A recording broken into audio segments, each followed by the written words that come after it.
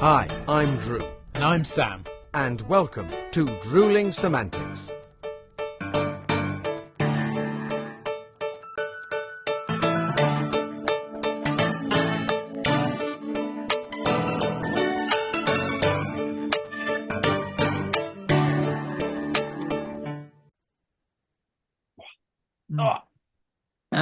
Yes, hello, mate. How you doing? God, cricky, honestly, oi, I mean, wow. What? Well, it's my new glass. Oh, these new glasses are absolutely brilliant, mate. What? I mean, your smile, it's like burning my retina. Oh, I wondered how long. I did wonder how. I'm not going to take the piss, mate. I mean, yeah, I am wearing a new pair of glasses, but you look. I have to say, I mean, you look fantastic. I'm not gonna knock you. They look great. So Yeah. just to explain why, Just to clarify, why Drew is half taking the piss, half making me smile more. So I've had some work done on my teeth. It's been something that's been years and years, like 15 years worth of problems with my teeth and other things going on, and I finally be able to get them fixed, which will help with my speech and my comfort and problems I've had with my mouth. And equally, they look great, so I'm really chuffed about it. So thank you, mate. I really appreciate it. No, they do look good. And all joking aside, I mean, yeah, they are bright, but I mean, you know, so are you. They match you. Anyway, thanks, right, it's been a long time since someone's described me as bright. Yeah, I don't know. I was struggling for a compliment, and you know. Well, I mean, if I was that bright, I think I probably would have a different career, wouldn't I? Because I wouldn't be putting myself through this. I don't think either of us would be sitting here if we had any more common sense, would we? Really, let's face it. or logic or brain cells or whatever. But no, so thank you, and apologies to anyone that's listening, because obviously you won't be able to see my repaired teeth, so that'll mean absolutely nothing to you. But nonetheless. No. YouTube people, here they are, lovely. Yeah, thanks very much. And Drew's got some lovely new glasses as well, looking very spanking. Thank you very much. Yeah, no, it was enough. It had to be done. So yeah, I bit the bullet and paid a fortune for a couple of pairs of new glasses. But there we go. I know what you mean by paying a fortune, trust me. But anyway, less academic things, should we say? How are you, mate? You've been busy. Yes, I've been learning because I've got a couple of new things coming up, which we'll discuss later. But I had a little trip abroad. I went to Brussels and did a little Fawlty Towers show in Brussels, mate. Oh, hang on, so you were working abroad? I was working abroad, yeah, yeah. So yes, which was a lovely, lovely trip. So that how was nice. It? Go on, so give us some deets, because all those people out there that don't get the opportunity to go abroad with work will be dying to know how bad or good it was. So fill us in. Well, I have to say, it was a one night trip to Brussels, arranged by it's a company called English Comedy Abroad, fabulous company, and they booked us Verona, Mr. Wells, who we've all met Drewling Samantics before. Yep. So Verona, Ed Wells, and myself for a one night gig. So we whipped over Friday morning, did the show Friday night, and came back sort of midday on Saturday. So we didn't have a long time to enjoy Brussels, but what we did enjoy was the hospitality of the Barcy Hotel. They were fabulous. Oh, really? And they have a Michelin-starred chef who dished up some amazing food. I mean, we arrived and they said, "Oh, sit down, have a cup of coffee, and chill for 5 minutes, and we'll discuss the evening." Then they said, "Would you like some lunch?" We went, "Yeah, okay." And then we were served a Michelin-starred I had risotto, which is one of my favourite meals, and boom, it was brilliant. We finished the show in the evening. We had a fantastic supper, and the hospitality flowed. Some very good quality wine, and a beautiful breakfast before we left in the morning. So the show was great. The food was amazing. So, yeah, is it one of those little perks? Yeah. I mean, when we say little perks, mate, Michelin-starred meals and free booze, I mean, it's definitely up there, isn't it? Yeah, it is. I have to say, yeah, it is. I won't lie. Whereas I also did a Fawlty Towers show, but I was in Hythe in Kent, so can't quite say it was as posh. Nice food, not Michelin starred, but I liked it nonetheless. Lovely people, no no free wine, and then I had to drive 3.5 hours home afterwards. So, Ow. yeah, as it goes, mate, I think you've won on that front. Who would And have done it all them years ago when you were training, eh? That this is Who where would have you, known? Who would have thought it? yeah. But interesting as well. You say you drove 3.5 hours. I mean, you jump on the train from St Pancras. We were in Brussels in 2 hours. It's extraordinary. You know, I've driven, 4 hours to do a gig in this country, and that was like, boom. We were pulling into Brussels, going, really? Now we're there? It was So amazing. you travelled less. You were given better food. You had free booze and a mini holiday. Yeah, yeah. I mean, this. I'm not sure this is all that fair, mate. Really, is it? I think next. Let's stop now and move on, shall we? Yeah. But what have we got newsworthy this week? Anything to report? Well, there are a couple of people that we ought to say farewell to. Now, a gentleman that we missed because of recording dates. We missed, sadly, saying goodbye to the wonderful Dabney Coleman. Now, if anybody's seen some of his bigger movies, he's a fabulous actor. And he was in You've Got Mail, 9 to 5, On Golden Pond, and one of my very favourite films, Tootsie. And he always played, I don't like to say the villain, but he always played a character with, shall we say, a certain side to him. Edgy. But he did, yes. And he did it so incredibly well that you still loved him. He came out, and he had that skill. I mean, you and I have both played villain. And to have charm in a villain, to make the audience love to hate you, is a skill in itself. And he exemplified this. He was wonderful. Do you know it's an interesting one? His name, when I sort of heard it mentioned in the news, and it sort of didn't necessarily ring bells to begin with. But then I did a little bit of looking into him, and obviously he's famous for those huge roles, as you say, in massive movies. But actually, he was a little bit of a part of my childhood, and this is probably far lesser known in his list of incredible credits. But there was, and this will mean nothing to you because you are ancient. So back in the late 90s, there was an American kids TV cartoon series called Recess, all about school kids, and he actually Dabney Coleman was actually the voice of Principal Peter Prickly, who was obviously the head teacher, the principal at the school in Recess. And there were movies based on the series and stuff as well. So there's a little bit of my childhood there, recognizing his voice. So it was sort of quite a sad, he was part of my life, more so than perhaps I realised. But yeah, so I grew up hearing his voice on a regular basis. Well, there you go. I mean, he's one of those people that we said it before. You see them, you go, what a great actor. And you don't necessarily remember them. They're not in the pantheon of greats, as it were. But without them, certainly Tootsie, with the foil he played to Dustin Hoffman, was amazing. There was fantastic comedy scenes. There's a wonderful scene. Wonderful scenes, It's what Drewling Samantics is all about, recognising those people that don't have their name massively up in lights and are the forefront of the poster and are the $100 million earning Oscar superstars.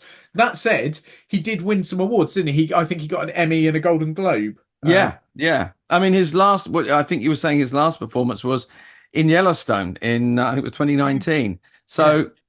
There you go, a massive television series, recognised and loved around the world. And there was Mr. Dabney Coleman, quite late in years, giving probably a sterling performance. But yes, absolutely. So yeah, sad loss there. And you said there was another one. Yeah, I mean, I think you said Dabney Coleman was part of your childhood. The next gentleman that we lost only 2 or 3 days ago, Richard M. Sherman. Along with his brother Robert Sherman, they wrote 4 the classic movies for Disney. I mean, if you mention, I mean, Richard Sherman along with his brother, they both won. They won 9 Oscars and 2 for Mary Poppins. Wow! So Behind the music of Mary Poppins. They got Oscar for best score and best original song for Chim Chimney, Chim Chim Chiroo. Yeah. And they also wrote Feed the Birds, which was Walt Disney's favorite song ever. That was his favorite song, Feed the Birds. Wow. He said it encapsulated all the warmth and love that he wanted people to receive through his films. Wow. But yeah, I mean, he and his brother Robert, they wrote music for The Jungle Book, Bedknobs and Broomsticks, you name it, they wrote it. They wrote, I say, 200 songs for 27 films and 24 TV series in that. I mean, just chitty titty bang bang. I mean, you name it, they wrote the music for it. Basically, anything Dick Van Dyke was in, by the sound of it. Yes, yeah, I think probably. I know who was the other gentleman you mentioned a little bit, David Tomlinson. Oh, yes, we were talking about him, weren't we? He cropped up in many of their movies. I mean, it's difficult to. I mean, there are songwriters, but these guys wrote songs. I mean, Mary Poppins was the first movie I ever saw. Really? Wow. Yeah, I saw Mary Poppins. Followed by I think it was oh gosh, I'm trying to think, Snow White and the Queen and Snow White. When you say first you ever saw, you mean actually went to a cinema to see? Went to a cinema and sat and saw in a cinema. Yeah. No, I say I saw Snow White and Seven Dwarfs first, and that scared me so much that I never made it to the end of the movie. But my mum and my grandma took me to see Mary Poppins, and I managed to make it all the way through, and tears down my face. Absolutely loved it. Yeah. I guess Mary Poppins was less scary for you because obviously watching your fellow dwarfs on screen must have been quite like intimidating. Thinking these poor people that are probably a little bit taller than me, but not completely. Yeah. Go on, no, carry on, because I'm just because I realised as I was doing this, I'm just waiting for us to be sued now. BC. So didn't you get us cancelled a couple of weeks ago by saying a police officer was attractive or something? I can't remember, but probably, I realised, mate, probably, yeah. Pretty police officers now are going to get, Yeah, no, I realised as I was doing it that actually what we're doing here is sending a tribute to a very, very talented man. Yes, I mean along with his Oscars and everything, he had a lot of us, but he was, I don't know if he remains so, but he was the first American to win first prize at the Moscow Film Festival. It was in 1973 for The Adventures of Tom Sawyer. Another film. Incredible. Yeah. So he was the first and only. I think he's the only person to win first prize. And certainly that's probably not going to happen at the moment now. It's not going to be. It's not going to be repeated. I'm not sure anyone's particularly interested in the Moscow Film Festival at the moment outside of Russia. Probably not. But who knows? But anyway, let's raise a glass and a mug to Richard Sherman, differently and Dabney talented, Coleman, but equally talented men. Gone too soon. Thank you for everything you did, gents. Absolutely. So actually, I mean, we not to go back a bit, but thinking about these things that people have achieved, and actually thinking back to what you were saying about how you've had this amazing sort of couple of days away, albeit working. We are incredibly lucky that we get to do something we love as a job. Yeah. But it sort of struck me, and I thought, I'm not sure we've ever really talked about this on the podcast. And I reckon a lot of our listeners and viewers would be massively interested to hear about it. But, and in fact, I'd known you for too long. And in those too many years, I'm pretty sure I've never asked this question of you either. So this is an exclusive Drewling Samantics and Drew and Sam exclusive.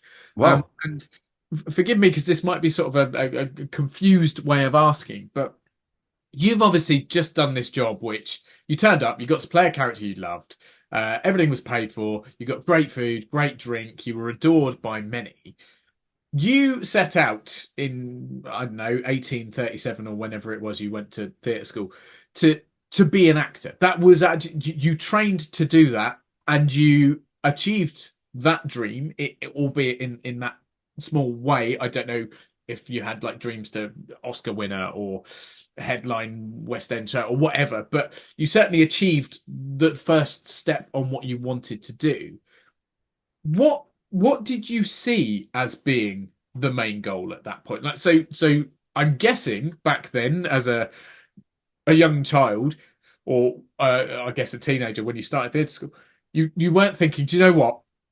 I'm going to go to theatre school because one day I might get to eat in a Michelin star restaurant after prattling around a character that someone else made famous. And I know I'm being facetious and sort of No. But that is essentially it. That was the job. That's what I was doing at the weekend. But But I'm guessing that wasn't that it wasn't that specific. But I'm guessing that wasn't the end goal or one of the targets necessarily. So no, what? I think you're right. I mean, I mean, it's interesting because I say, I went to see, and movies were a big influence on me. As you know, you said before, one of my big influences was Charlie Chaplin. Yeah. And I love going to films and seeing, I saw,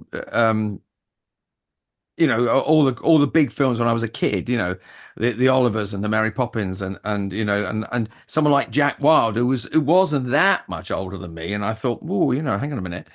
So but then my training, if you like, before going to drama school, I was trained and coached by a lovely woman called Betty Rudd, and she came from she went to Bristol Old Vic, so we did as 12 up to between 12 and 18 when I left to go to drama school, I did classic plays like The Caucasian Chalk Circle and we did Miser by Molière, Enemy of the People by Ibsen, which was murdered recently, but there we go. And I saw myself as an actor, but I also, I thought that's what being an actor is, to do that sort of work, to be on stage. And also I would, I didn't understand how film worked. I didn't understand how you got into films. I thought you were an actor on stage, or you were, and I mean, I'm saying I'm a young teenager, or you were a film actor. I didn't realize how the crossover. I learned as I went on. At drama school, I mean, I went to Webber Douglas, which no longer exists, but I went there and I didn't want to, I wouldn't have turned it down, but I didn't want to be Hamlet. I didn't want, all those things.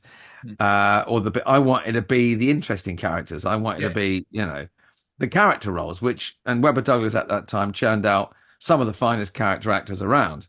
And that's where I saw myself going on stage. But then as we went through the course, we had a little bit of television thrown at us, a little bit of musical theatre thrown at us.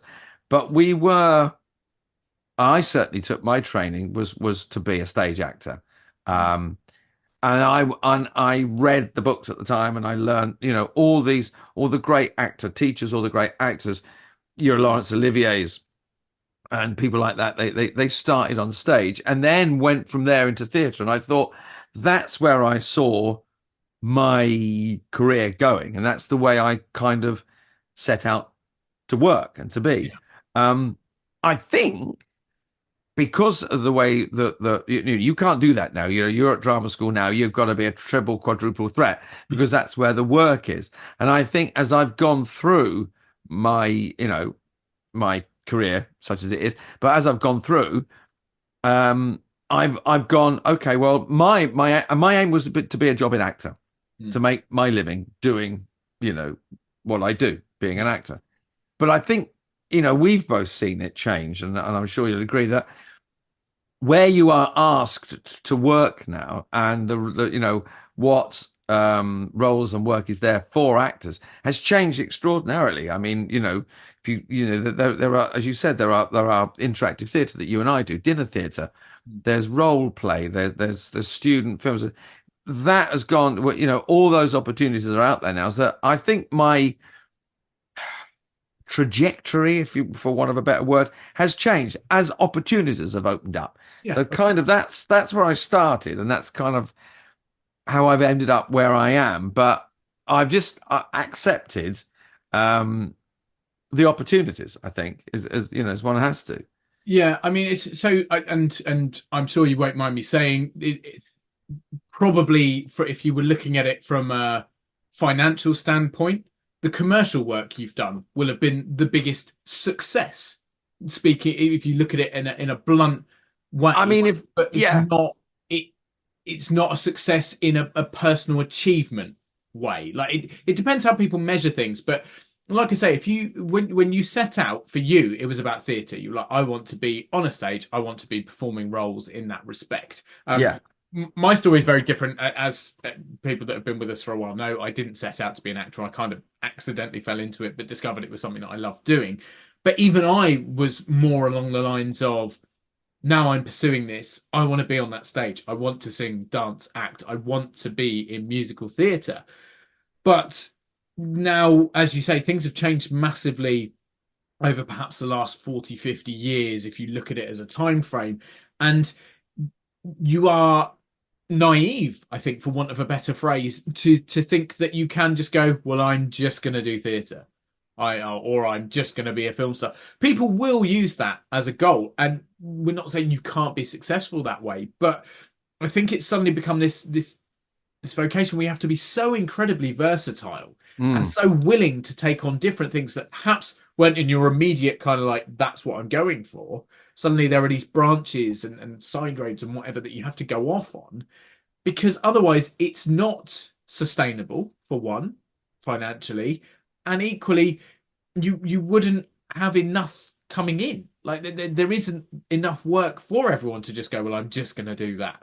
So I think that there are lots of ways to measure it, but I was just intrigued because obviously we are talking a little while ago when you first started your path to stardom, and how has it changed along there? That's what I was interested. Like, at what point well, did you suddenly start realizing I can't just do one thing? I think it was, and you mentioned it there. You can't just. I mean, I think when I was starting out, and you could do a theatre, and I was just chasing down theatre jobs Hmm. because it seemed like the television work and the film work was a long way away, and it was because I was inexperienced. But I was, I was doing, I kind of planned a year, and I go, well, I'll do that, and all that's coming up, and I'm going to audition for that, and hope. Um, and there were lots of theatre opportunities, and I think there are less now. Yeah, Um, and now, of course, there are, as we said, there are more film, TV, audio work. There are more in that sphere because of the investment in that, because that brings the money in. The theatre, and particularly over the past, I think even more so over the past 5 years, because of the unwelcome guest. Theatre investment is tight. You can't spend as much money. We see casts being cut down. Touring is greatly affected. So I think there are less opportunities there.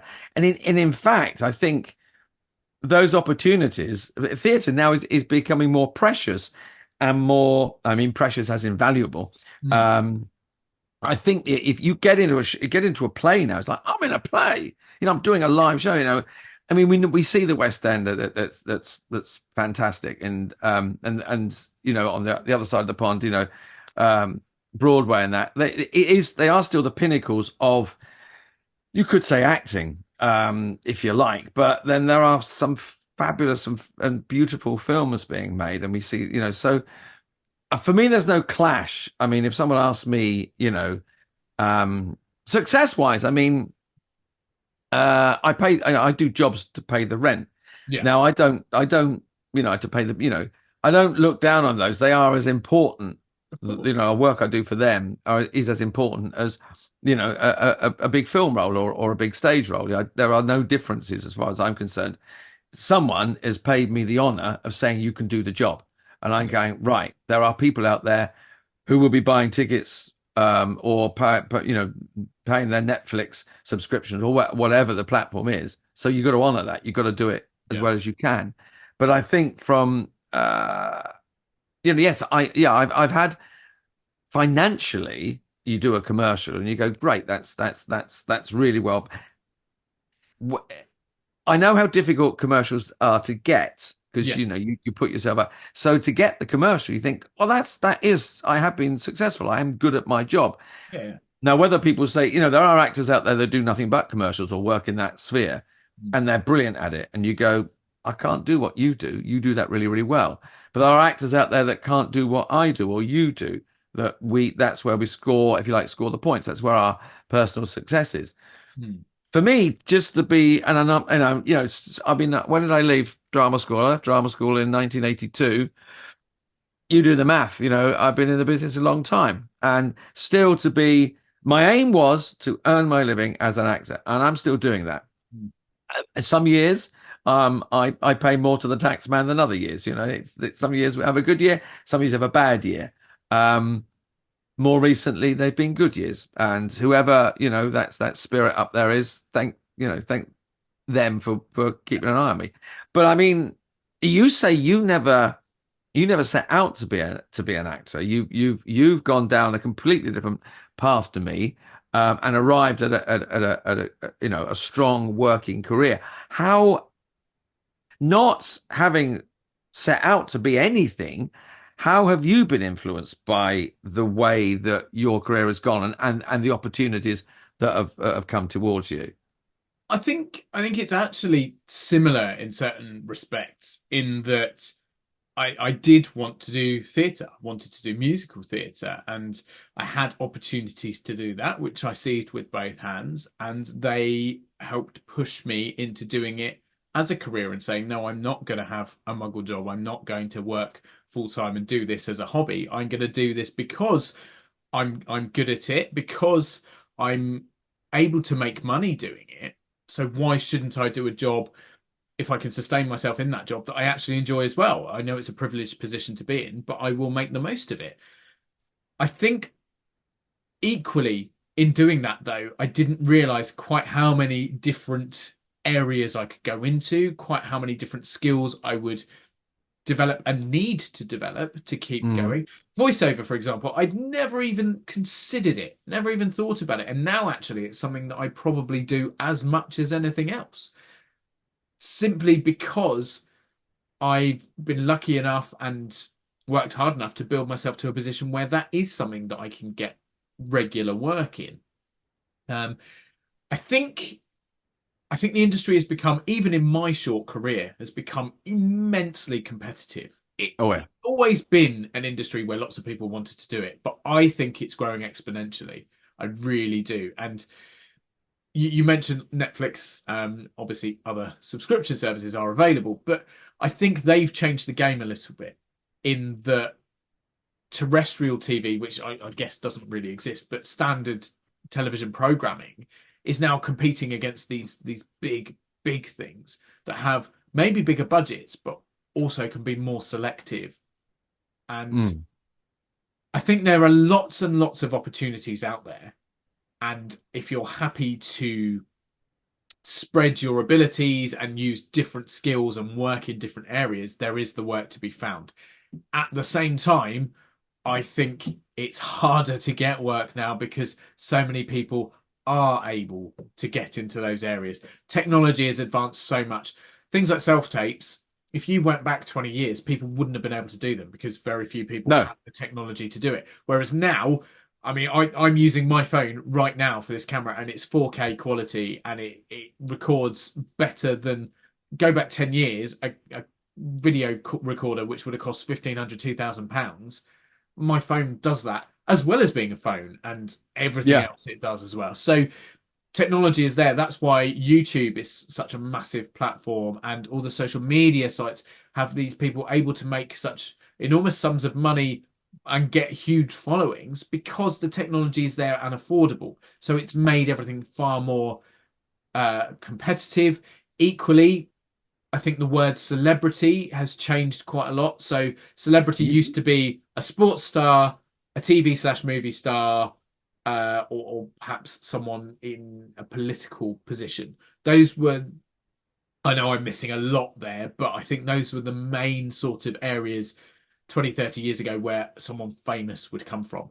Now, with so many social media stars and things like that, those people are also desirable for performance roles, be it acting, be it voiceover, be it whatever, because again, there are attractive to an audience, so make money. So it's made it more competitive in those ways. So I've gone off tangent on a tangent a little bit from what you were asking, but I set out to be a musical theatre performer once I'd sort of been catapulted into this area of performance. Originally, I don't know if people know, but originally I set out to be a sound engineer. That was what I wanted to do, or that's what I trained in. I mean, I wanted to be a footballer, but you need some football talent for that, and I didn't have enough. Yeah, join the club. Yeah, exactly.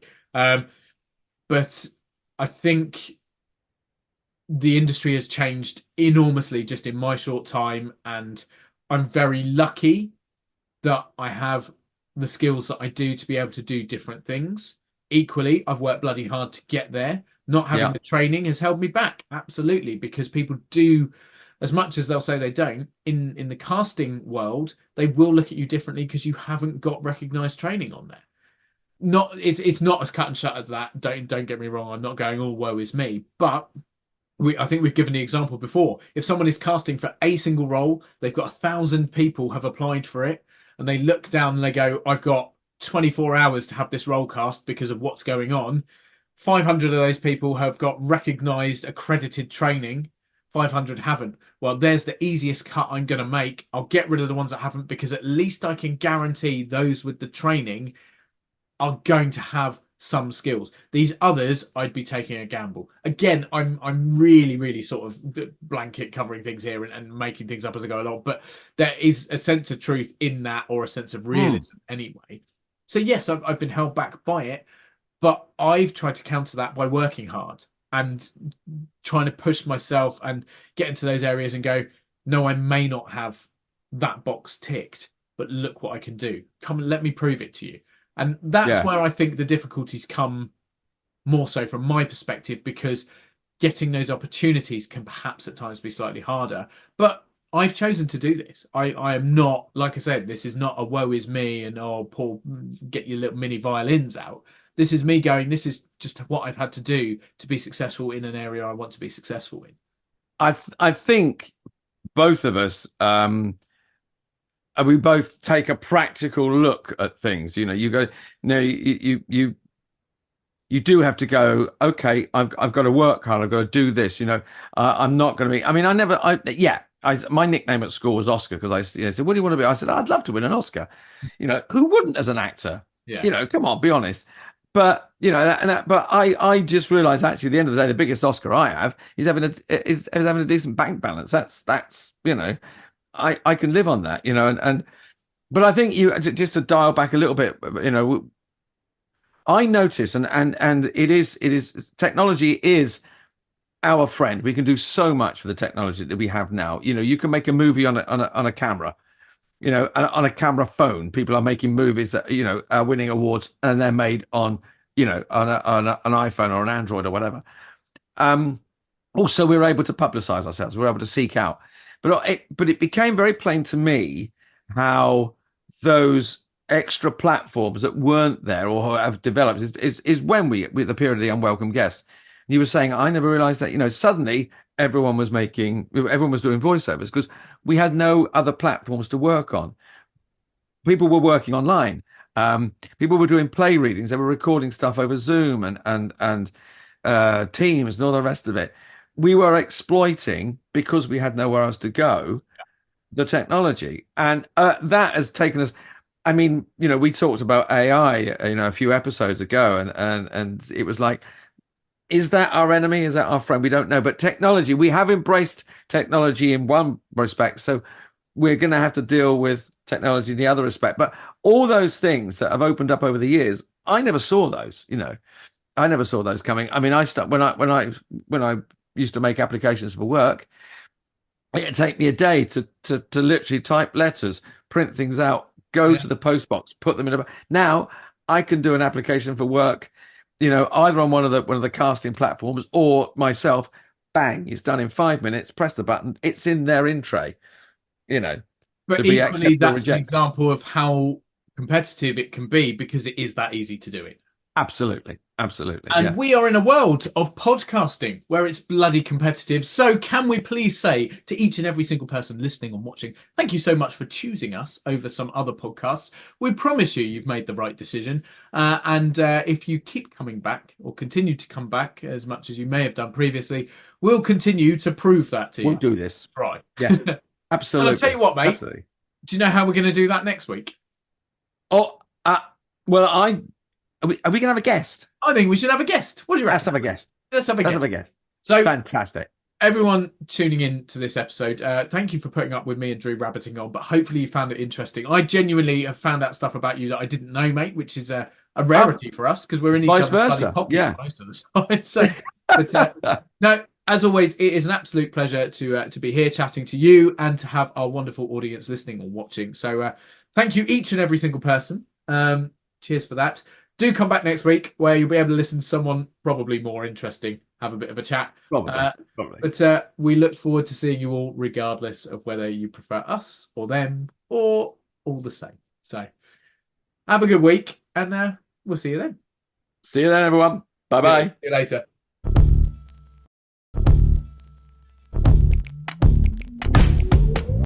Thanks again for watching this episode of Drewling Samantics. Please make sure you subscribe to our channel and turn on notifications so you never miss a new video.